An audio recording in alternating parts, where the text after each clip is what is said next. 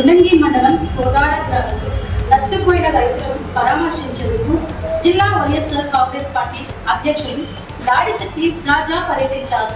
పంట పొలాల్లోకి నడిచి వెళ్లి తడిసిన ధాన్యాన్ని స్వయంగా పరిశీలించిన ఆయన అక్కడి రైతులతో మాట్లాడారు.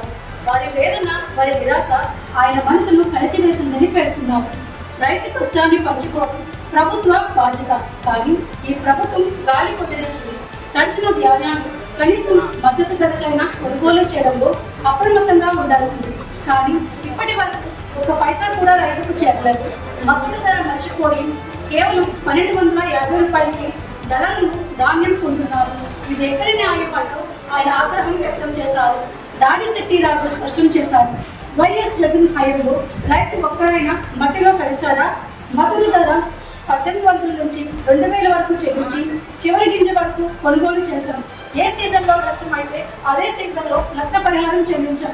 కానీ ఇప్పుడు ఇక సింహాచలం ఘటనపై మాట్లాడుతూ దేవాలయాలకు భక్తులు వెళ్లాలన్నా భయపడే పరిస్థితి వచ్చింది. ప్రజల ప్రాణాలను గాలికి వదిలేసిన ఈ ప్రభుత్వం బాధిత కుటుంబాలకు కనీస పరామర్శ చూపకపోవడం బాధాకరం. ముఖ్యమంత్రి ఒక్క మాట అయినా మాట్లాడారా? బాధితుల పక్కన నిలబడ్డారా అంటూ ప్రశ్నల వర్షం కల్పించారు. ఈ ప్రభుత్వం చీకటి పాలనేనని ప్రజలు దీన్ని గుర్తించి నిరాశను వ్యక్తం చేయాలని దాడిశెట్టి రాజా పిలుపునిచ్చారు. దాడిశెట్టి